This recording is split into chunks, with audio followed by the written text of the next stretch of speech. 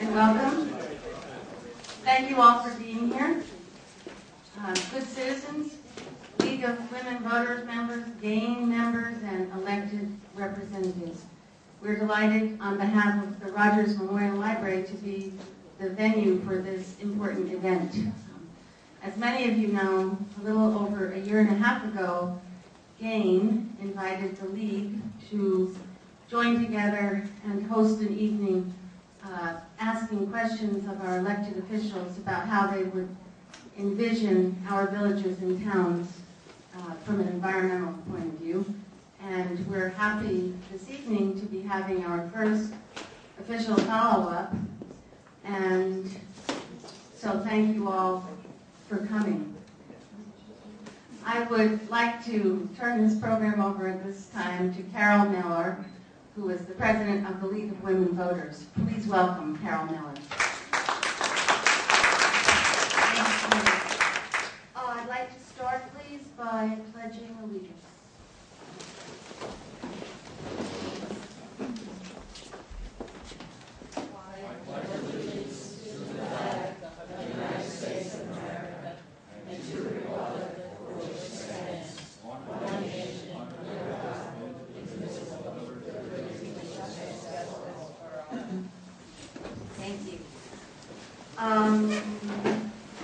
Just a couple little housekeeping things. We are, after all, the League of Women Voters, so we remind you that we have registration material available and absentee ballot information available. Ann Marshall, who's our Voter Services Chair, has those documents.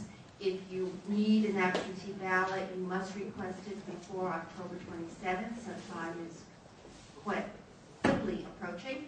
So if you need that information or if you have any questions, please see Ann afterwards. Welcome to the greening of the South Fork 1 year later.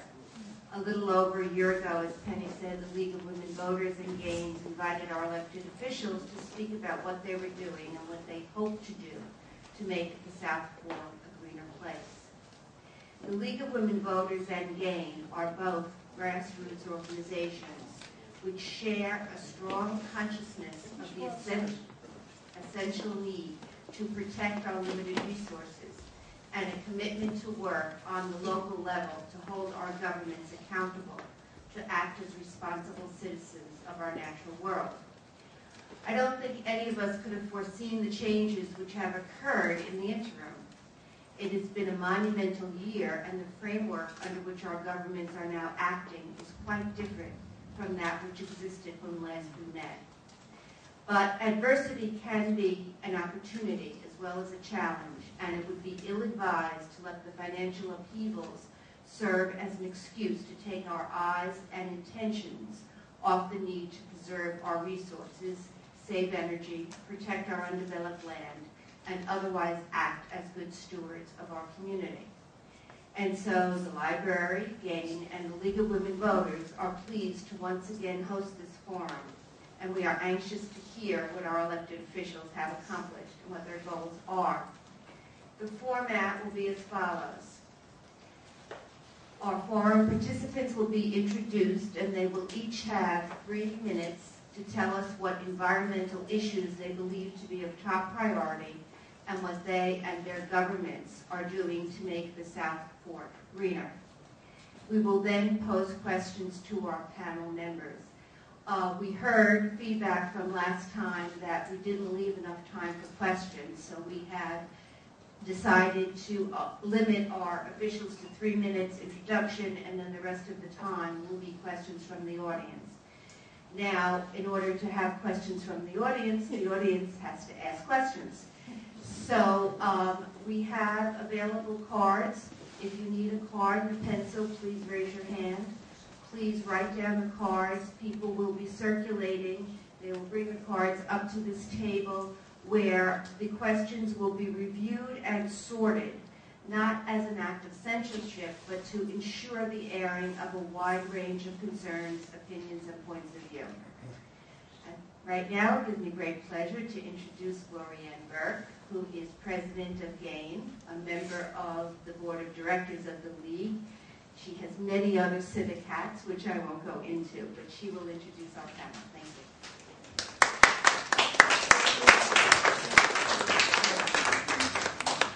Thank you, Carolyn. Thank you all for coming this evening. Hopefully we'll have a lively dialogue among ourselves and our elected officials. So it's my pleasure to introduce our first speaker, Jay Schneiderman. Would you like to come up here? Okay. Your choice. Okay. Setting the stage. How's everybody doing tonight? It's nice to see you all, I guess 1 year later. Again, my name is Legislator Jay Schneiderman. Quick, so they only have 3 minutes. It's a very brief background. Used to be supervisor in East Hampton after a stint at the zoning board chairmanship, and then I went up to the legislature. I now serve as chair of the Environment Committee for Suffolk County Legislature. Got a background in science, which helps me. I was a science teacher, former chemistry major, and that helps me process at least some of the issues and understand some of the issues that face the county. Today was actually a decent day. The county was at the Environment Committee today, and we got through this bill to acquire some property out on Mitchell's Lane. You may know right by the circle, a beautiful farm field. I think it's like 30 acres. Yeah, that's worth a round of applause. A $9 million acquisition.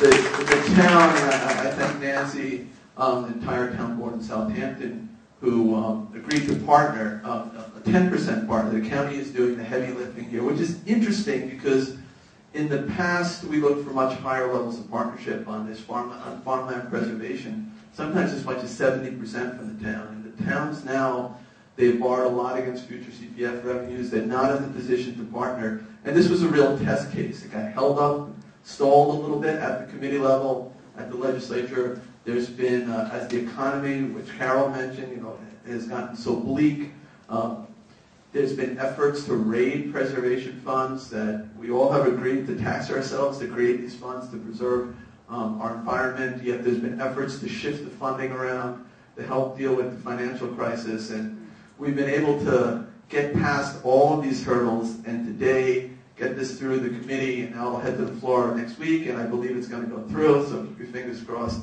That is a good sign, and particularly it's an East End. It's a very expensive acquisition because property is so expensive on the East End, and there's a growing sentiment, particularly in western Suffolk County, to not do these acquisitions, that it's just using up too much of the preservation funds. They could buy so much more land elsewhere. So this was an important day. One bill I want to point out that did go through fairly recently, one of my bills was to create a countywide setback for fertilizer use. Not as much as I would have liked. I've been fighting this issue, particularly the pesticide issue, for a long time, and really, got one pesticide bill out of committee, didn't get through it wasn't approved by the full body. But this one created a countywide setback for fertilizer use from wetlands, any water body. I think it's an important bill. I wanted 100 feet. Then I cut it back to 50, finally got it through at 20. But that is a decent buffer. And it affects all residential properties. So it's sweeping. You have to realize in western Suffolk, again, and I don't mean to keep going back to western Suffolk, but they do kind of have a different mindset. And they really love their lawns. And these legislators are afraid to pass anything that might anger all of the homeowners with their lawns. So it was a big step. And I'll try through the years to kind of pull it back and make it further and further in terms of that setback. I'm being told I only have 30 seconds. That's really a problem. I have so many things I want to talk about. Hopefully people will ask me some questions.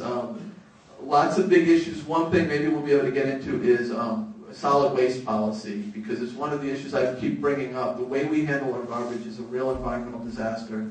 All the trucks on the road, the diesel pollution, the soot, the waste of resources, both in the things that we're carrying to other states as well as the fossil fuels that are used to carry them there. There are better ways to handle garbage, and it's really one of these sleeper environmental issues. Nobody seems interested in it, but it's one of the biggest environmental disasters in my mind, is the way we, as a region, handle our waste.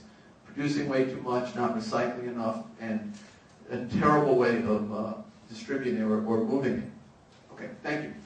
Thank you. Thank you very much, Legislator Schneiderman. Our next speaker will be Mayor Epley from the Village of Southampton. probably have the shortest trip here.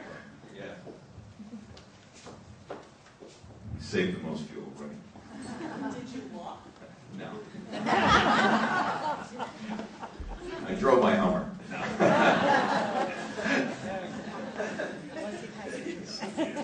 The Village of Southampton's been a great year in the Village of Southampton. About a year ago, we established a SAVE committee. We have a couple members of the SAVE committee here tonight on the NACI year.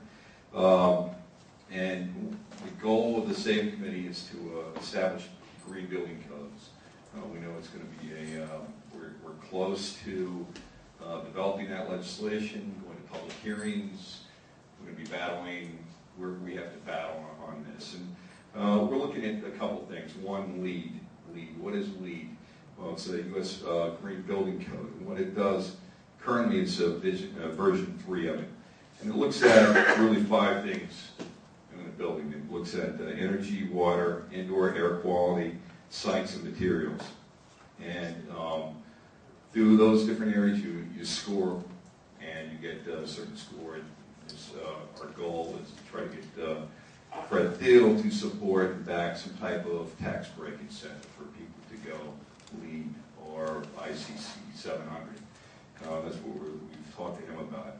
And some people don't want to do LEED, so we're going to offer an alternative, which is ICC 700.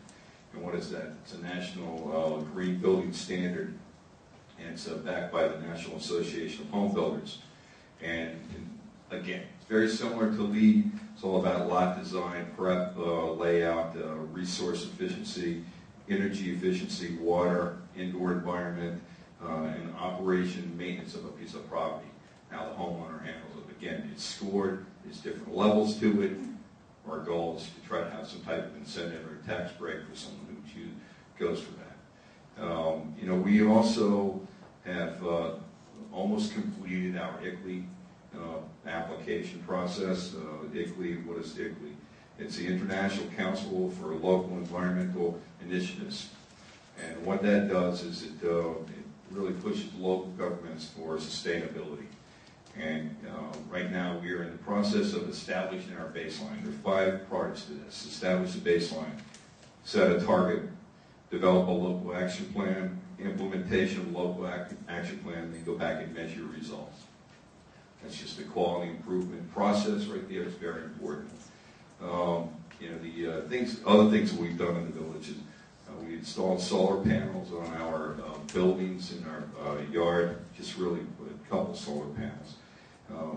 It saved us $400 a month on our light bill, just by installing those panels right there. Vehicle purchases were a little more, I got 30 seconds too.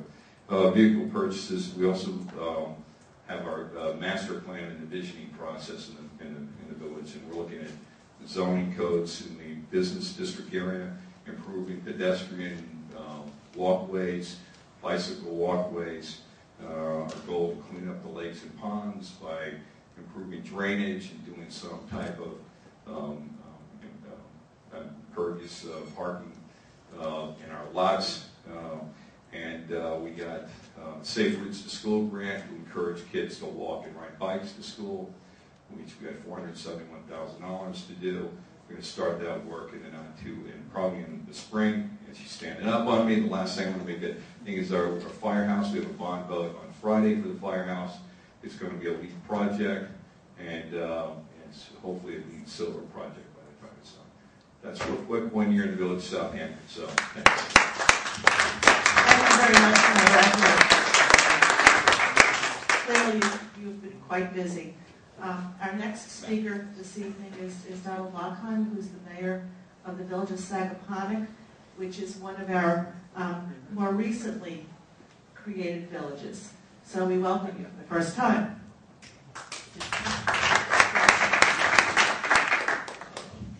As one of the newest villages, we have only been grappling with land use problems for 2 years, and I think we've accomplished a lot in those 2 years. But closer?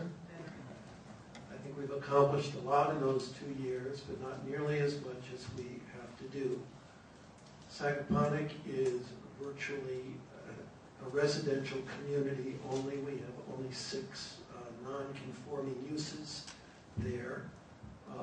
Our primary objective and one of the major causes for the formation of the village is to try and preserve as much open space as possible within our small 5-square area.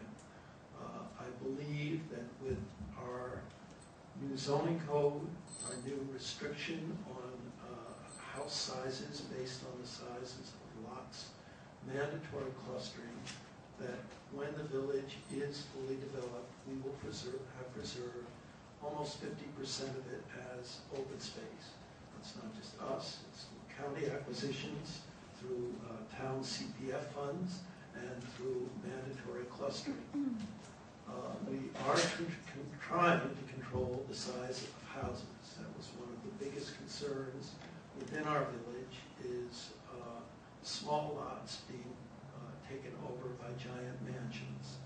And I think we've been successful in that, and we, I think, so far have not really had much opposition from builders or property owners to those regulations. In terms of sustainability and greening, this is a matter that is on our plate, and we've not made much progress on it. We are trying to determine to what extent we should try and incentivize people to build green and sustainable structures, and to what extent we should try and regulate it. We have had, just in the past year, 2 relatively green houses constructed in the village at the option of the property owners. One is a Platinum LEED building, another is geothermal and some solar. Our architectural review board is wrestling almost at every meeting with various retrofitting for existing buildings to try and go solar as much as possible. At any rate, if you have another one of these a year from now, I hope I will be able to report more progress. Thank you.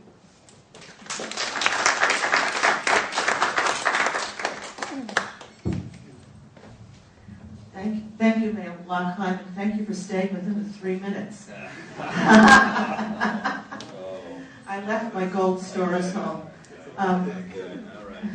See you shows up next year. Our next speaker is the mayor from the village of East Hampton, Paul Rickenbach, and we thank him for coming to visit Southampton tonight and to speak about what's going on from a sustainable standpoint in his village.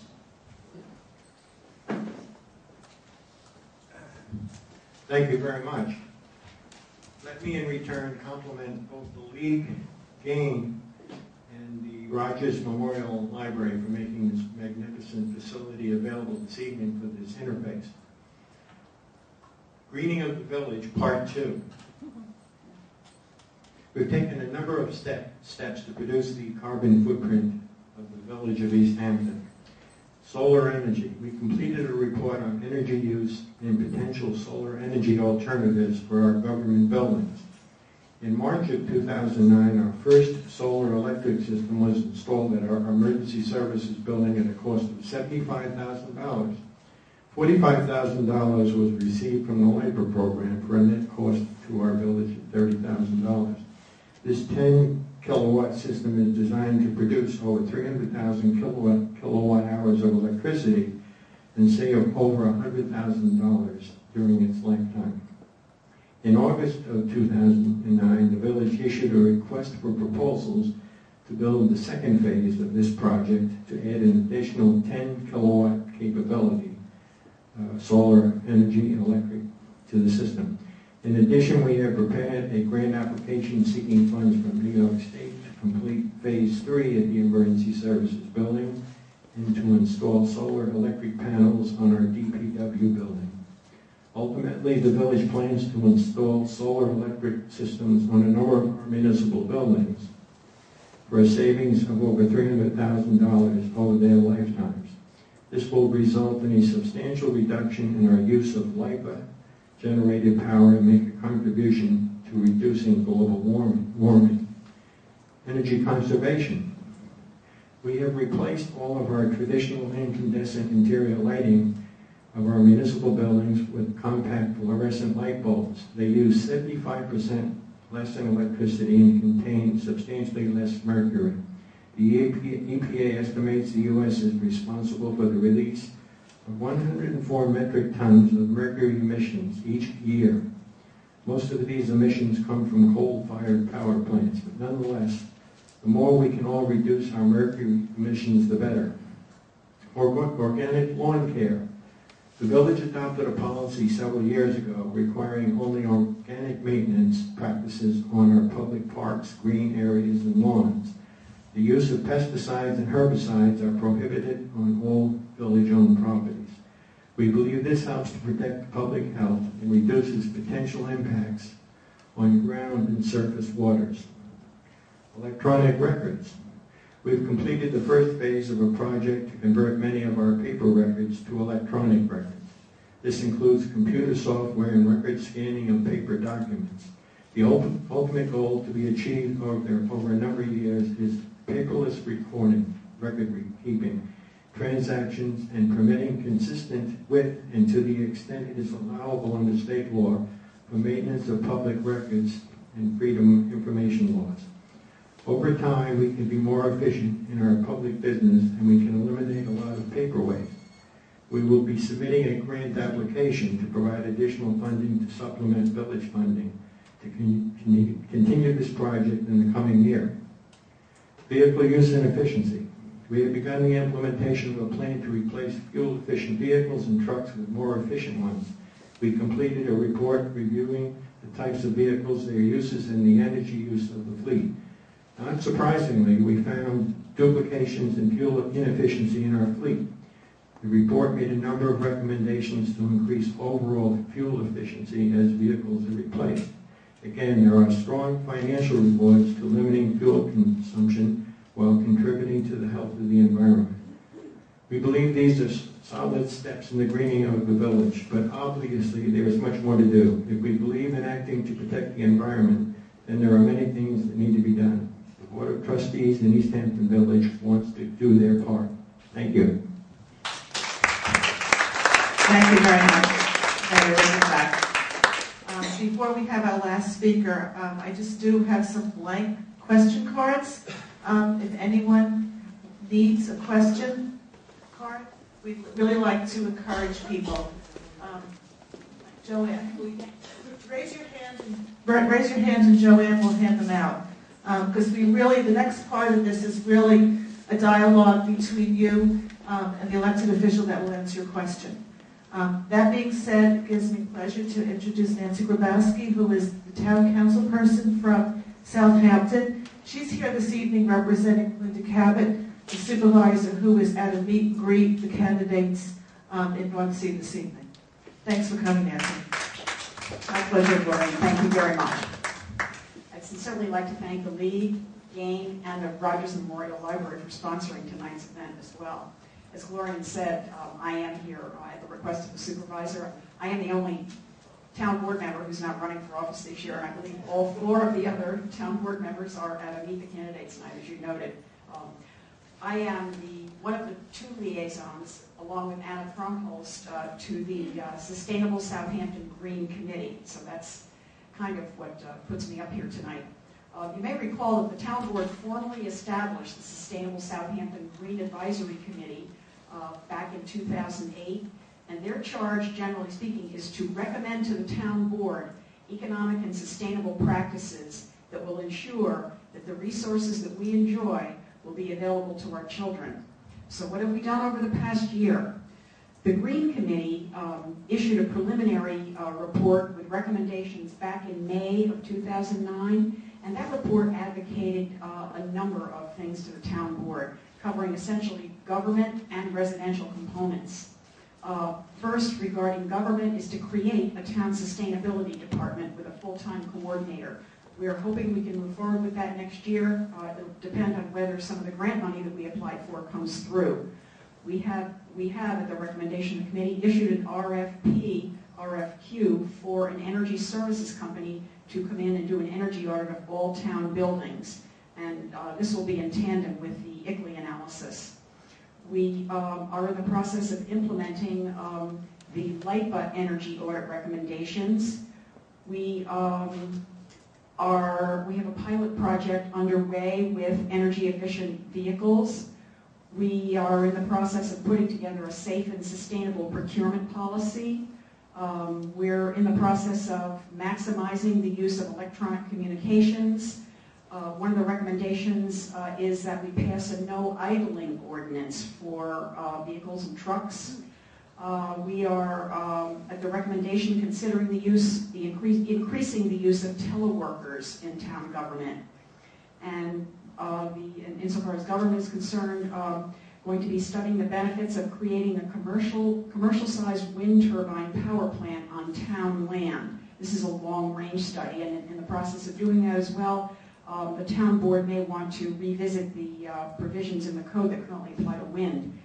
Regarding residential, we currently are trying to come up with ways to revise the solar rebate program so that if you should be putting solar panels on your house, you'll be getting a rebate for that. We are pursuing the installation of a residential-sized wind turbine on town property as a demonstration project. We have this ongoing effort regarding public education. We're in the process of kicking off the initial stages of that. You can see there's a poster over here that speaks to the great greening of the town. Just quickly, let me touch on 5 other things. We issued memorandums to all departments related to measures for the conservation of energy in Town Hall.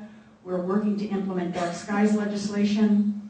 We're working with the Bridgehampton National Bank on loan funding for energy audits, and we'll be considering additional recommendations from the committee to include LEED and energy standards for commercial buildings. Thank you.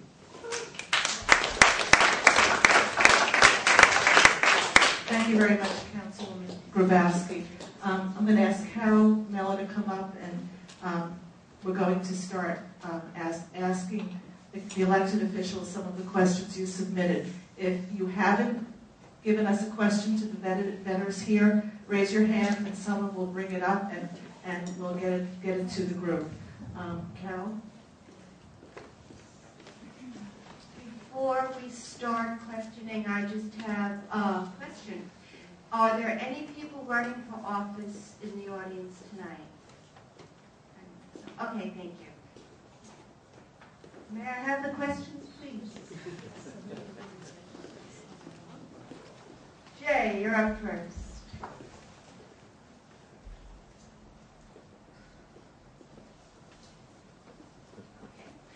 What is the county doing to meet the governor's executive order of meeting 45% of our energy needs using renewables and efficiency by 2015? Go. Okay. Come on. Can you hear me if I talk again? Yes. Well, we did pass a bill several years ago. I think maybe my first or second year at the legislature, where we set a target. I think it was 25% renewable by, I don't remember the year, but nobody's really been, keeping track of it. We have been doing projects in that direction. Now, that first bill was just kind of a philosophical statement. There was no punishment or anything for not complying.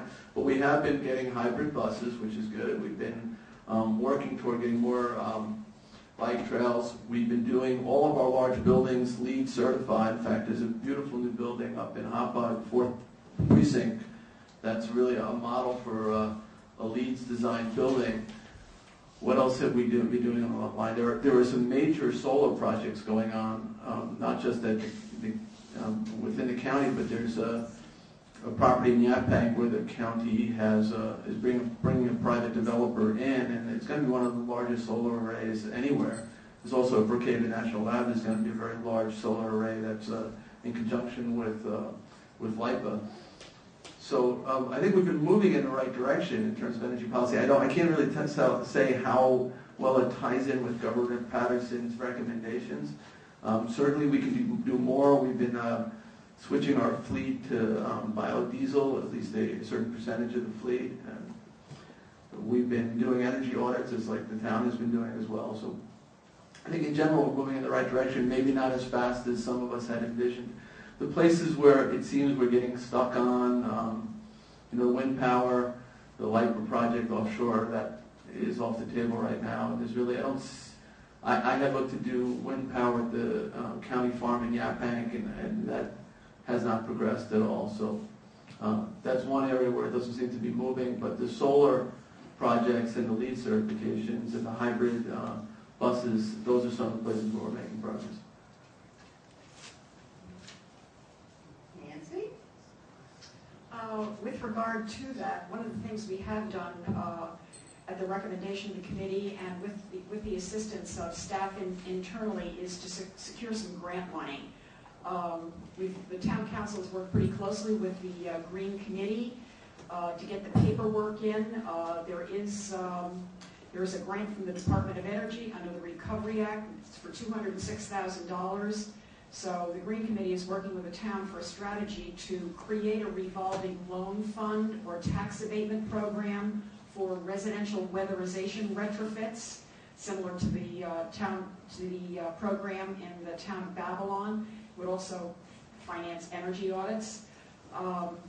We are in the process of trying to implement the LIPA energy audit requirements for Town Hall.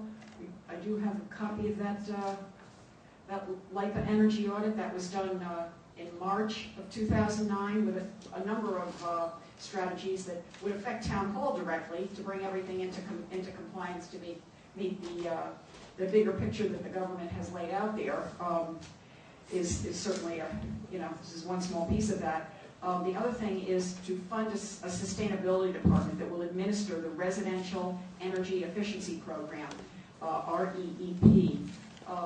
We did put in place the HERS standards last year, the Home Energy Rating System standards, depending on what size new single-family dwelling you're putting in. Of course, the bigger concern out there is the amount of housing and single-family dwellings that are out there that are not new, and standards do not apply. So we're also looking at additional standards. I know Mark had mentioned LEED.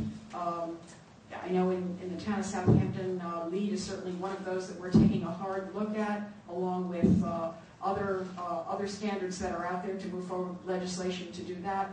We're trying to, ultimately, I know there's very strong support on the town board, particularly given these trying economic times, to try and get money so that we can incentivize the programs. If you were to put solar panels on your roof, incentivize that. If you're taking your fuel tank out of the ground, we have some money in the budget to, allocated to be able to do that, but we want to increase those amounts to get people moving in those directions.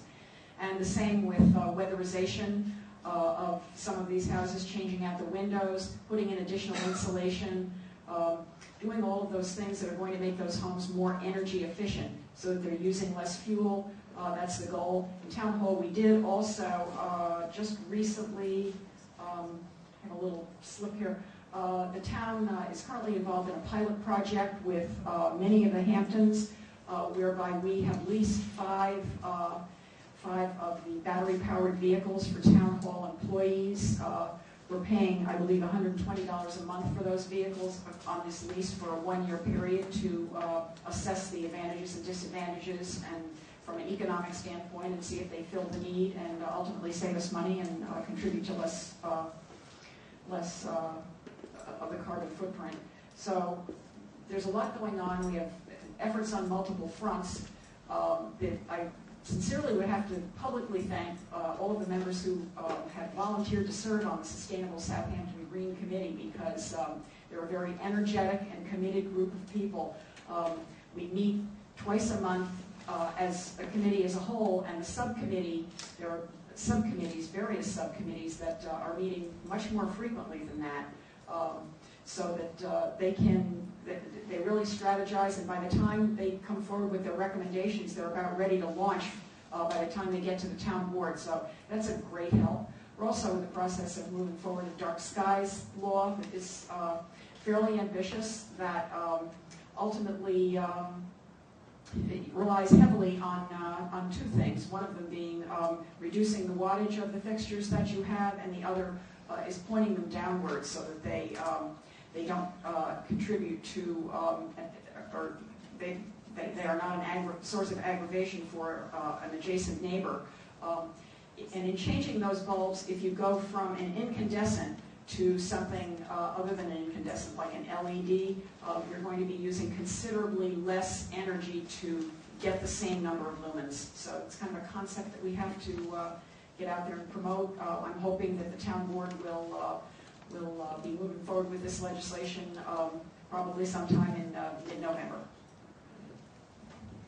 Do the mayors want to speak to this question? The question was, what are you doing to basically reduce the energy needs by using renewables and efficiency? I would just reflect on some of the comments I made with regards to different light sources and being sensitive to the overall picture. Speaking in general tenor because it's not an exact science, but we're certainly attempting to be as proactive as we can be.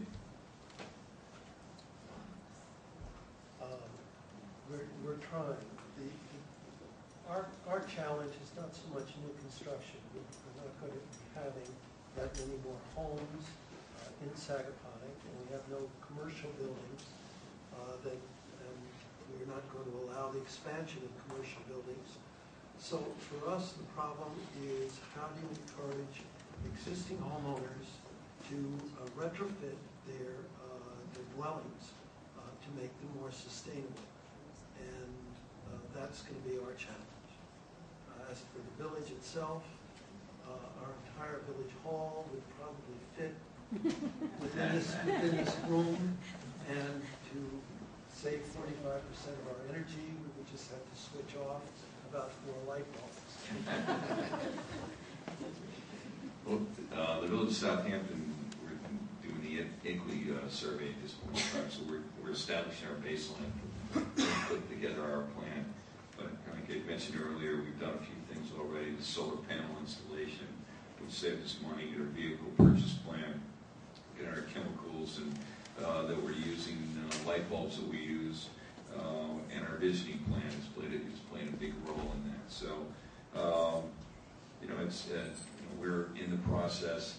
I don't know what we'll be able to achieve until we actually run into our baseline and start studying different parts of the village to determine where we can do our cutbacks. But I think that we've got a very progressively thinking SAFE committee. I'm very proud of those guys and what they've accomplished, and I think that we'll be able to make some significant strides in the next few years.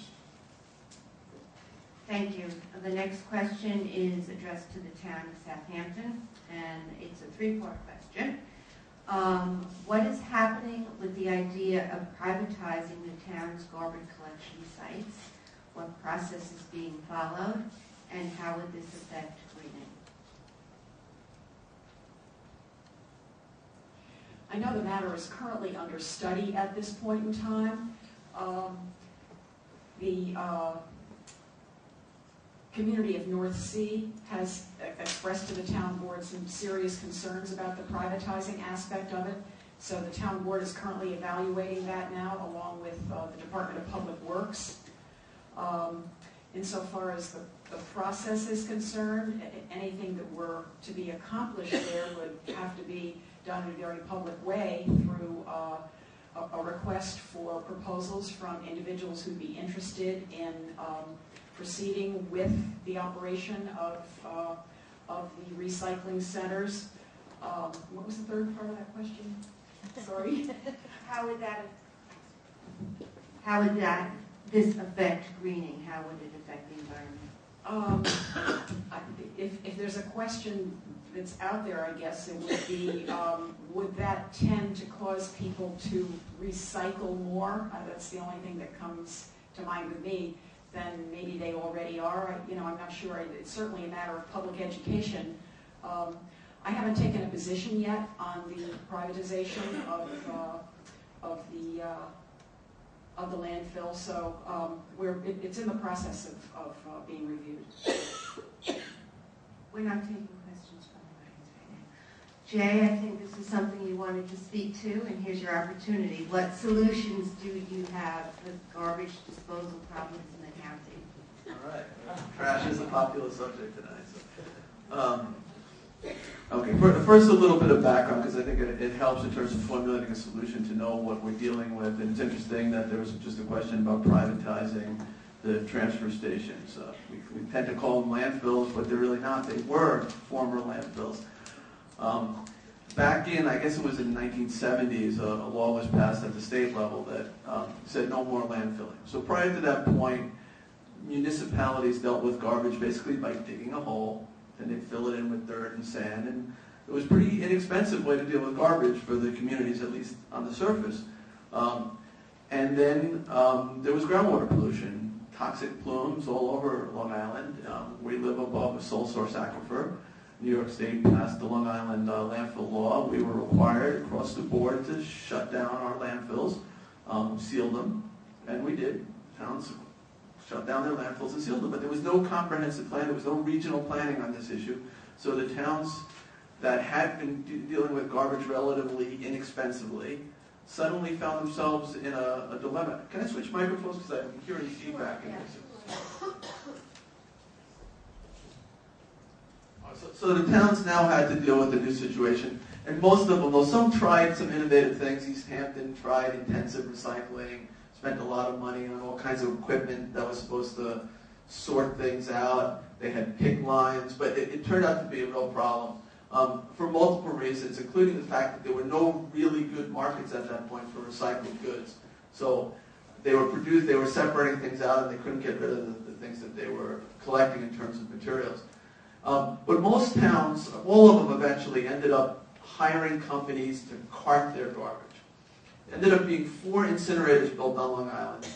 And the rest of the garbage, those 4 incinerators handle half of Long Island's waste.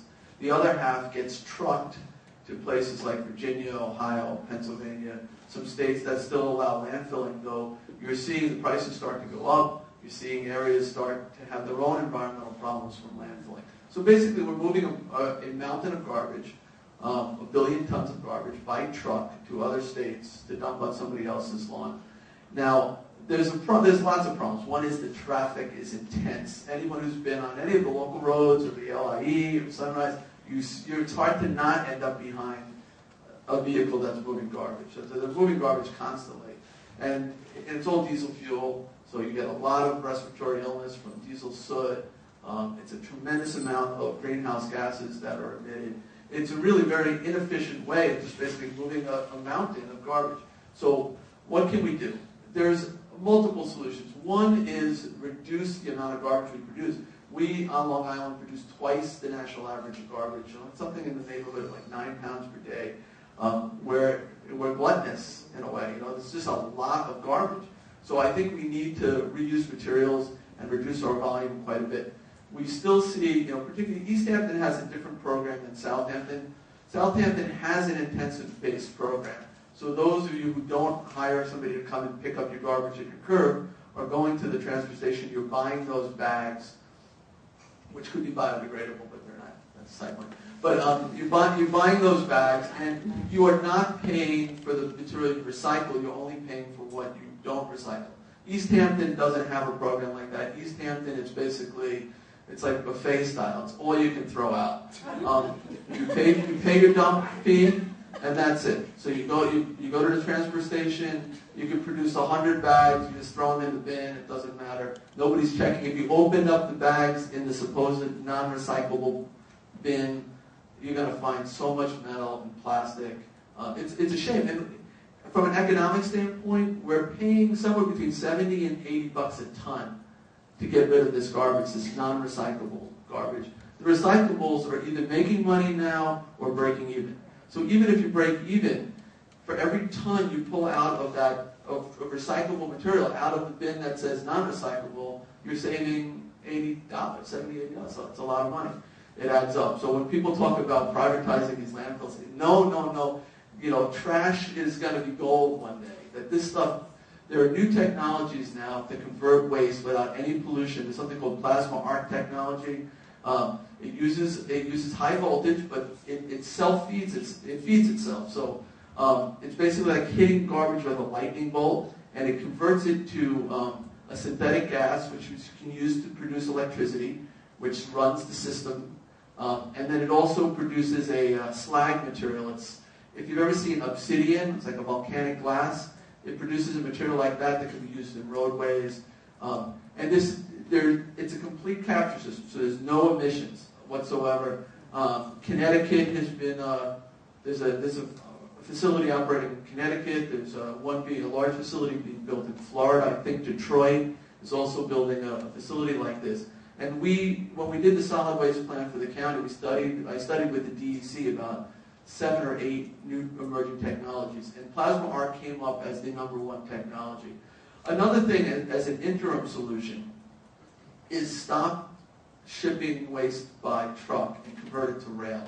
Set up rail transfer stations, because rail is about half the cost and about a quarter of the pollution. So when you're shipping a long distance, it's so much more efficient to move it by rail than it is by trucks that are constantly stopping. It's just for large, once you get the momentum of a train going, it's not as much energy to keep it going, whereas a truck, it's much more. So with that, I would say those are basically, I guess, the 3 big ideas. One is we should produce a lot less and recycle a lot more. We should move waste as an interim solution by rail. And then we should look toward new technologies, particularly plasma arc, as a way of converting waste to energy and in a non-polluting fashion. And so I think that privatization, to me, should be off the table now until we've fully explored what our options are and how we might be able to save money and even turn what was once very expensive trash into something that could help the town meet its financial obligations.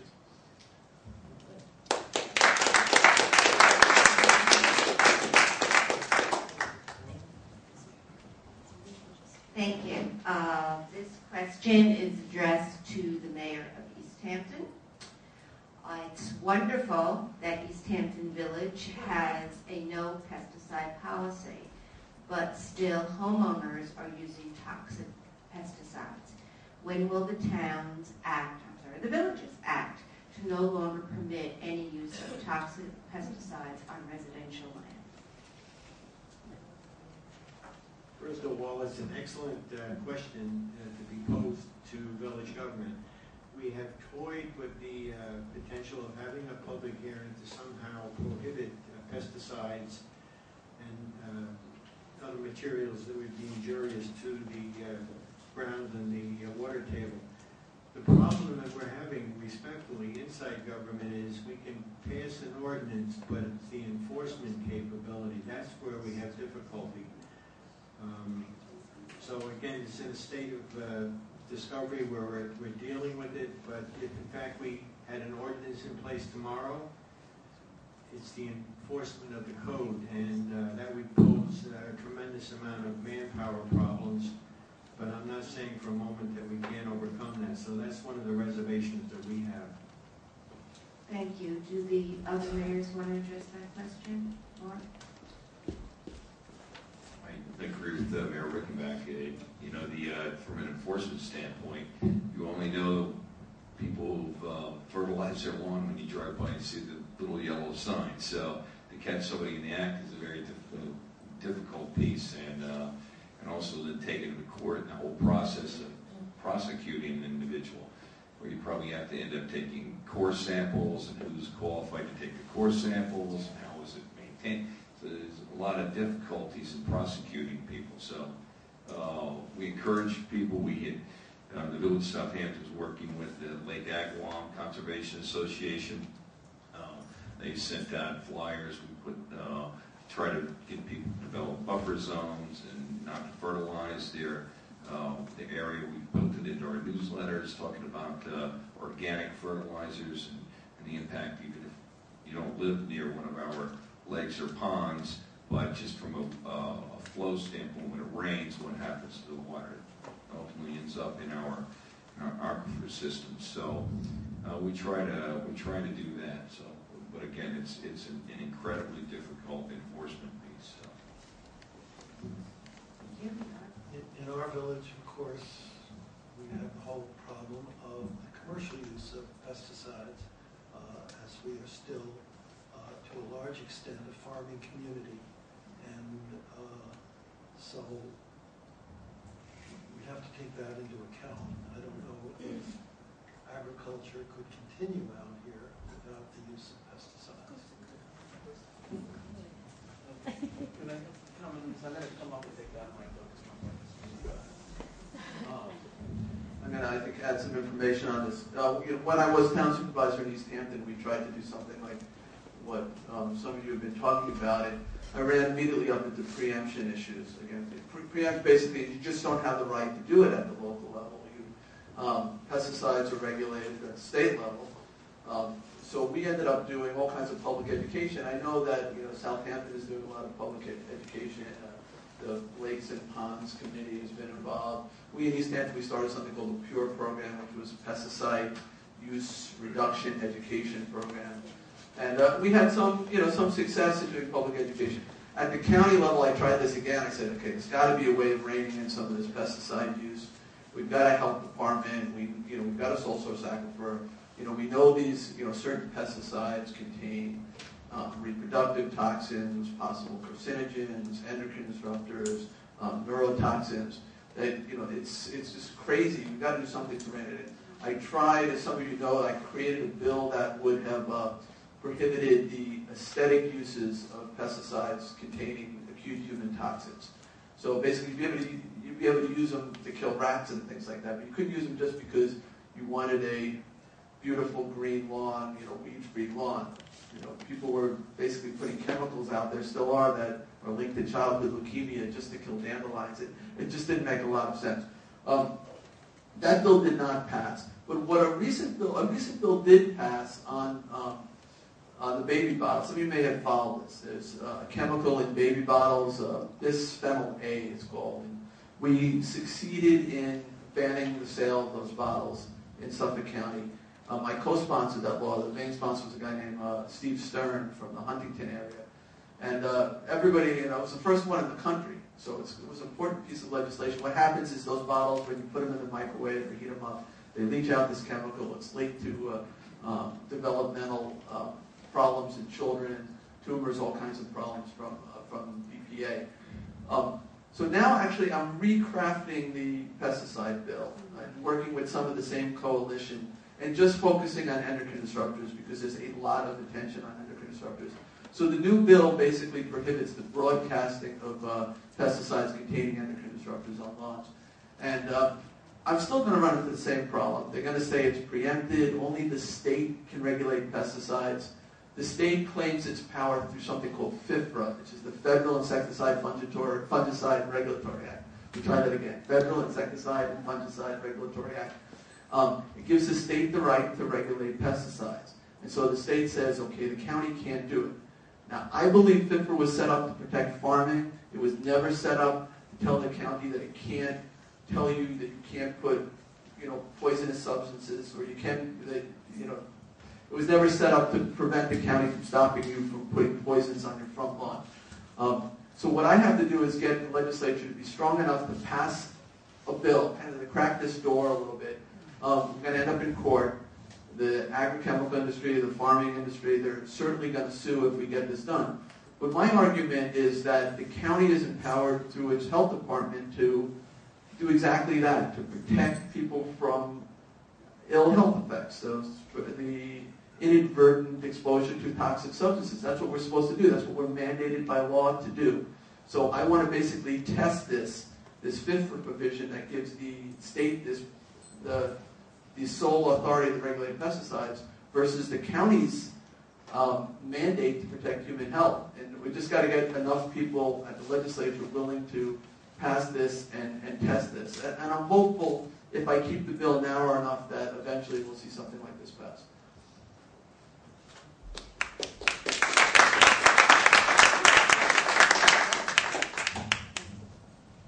On the same topic, but specifically addressed to the town of Southampton, since East Hampton and Southampton both own Poxabogue Golf Course, what can and will these towns do to make the golf course pesticide-free? It's my understanding that the subject has been approached by the Green Committee.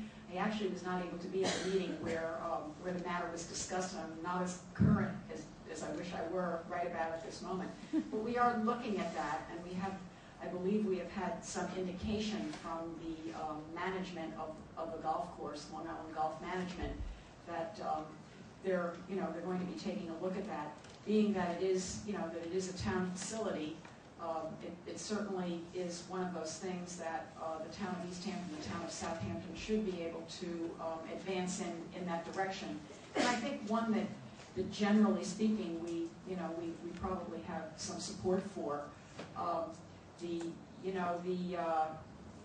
term organic is an interesting term because there actually is some allowance within that term for the use of those chemicals, which are the kinds of chemicals that do not persist in the environment, that are the least toxic. But periodically, you do run into certain problems. You may have read this summer, for example, with tomatoes. With all the rain that we had, there was a blight that came into those tomatoes, and if the tomatoes weren't sprayed, it would certainly apply to many of the other crops out there, not the least of which would be potatoes, grapes, and another number of other things. So to the extent that they're able to follow some of those recommended practices that we've been able to encourage with some of the private courses. I know Savonic, once they are established, are going to be following some very solid, strong recommended practices as an organic golf course to be using as little pesticide as possible. So we are committed to moving in that direction. We need to define out exactly what that is specifically. The next question is addressed to mayors. We've heard about Southampton's dark skies legislation, which is now being considered. What influence do the villages have to limit commercial businesses from leaving lights on at night? Mark, you want to go What influence? A guy named Bubba is going to go knock on everybody's door and tell them to turn the lights out.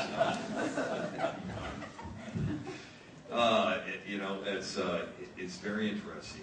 I was actually at a retail meeting this morning, and we were talking about the impact that the economy has had on local businesses, and they're trying to get people to stay open later. And we do the sidewalk dining, and we have people coming in, and how do I get someone in my store so that I can sustain myself? And one of the things was that someone walks down the village street, they see dark store after dark store after dark store, and it discourages them from coming in and going to the different retail stores that we have around here. So one of the comments was, can we get people to turn their lights on at nighttime and leave them on, and do something that's going to liven the area, and so it's kind of a balancing act that we have. You can't, you have to sustain a strong business center here. You want these stores filled. You want to encourage commerce and people to come in, and then you want to try to help save the environment and keep everything and do that. So it's a very delicate piece, and I think a lot of people turn it off because the cost of electric is